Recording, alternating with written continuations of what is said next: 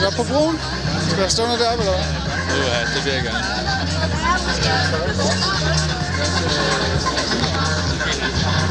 Ja, det kan man nok gøre.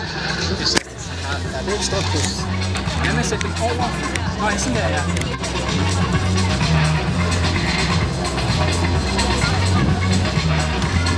Ja, så det er mig, der hiver penge i i øjeblikket. Det gør Trine også. På dagpenge. Det kan jo ikke være for evigt. Fordi hun er filminstruktør og laver kunstfilm. Det er der ikke mange penge i. Det skal hun bare holde fast i, tror jeg. Men det er ikke nok. Men du sagde så sent som i går sådan lidt, så bliver jeg nødt til at, jeg vil hellere så have nogle malkegeder også og malke dem og gå og kigge til de her ting. Så er sådan lidt, ja okay. Ja, det er fint nok. Det er også et valg, ligesom det er godt for mig. Nice.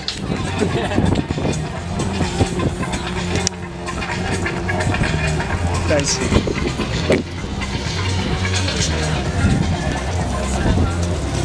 Det der. Det har noget jeg sammen. Starten.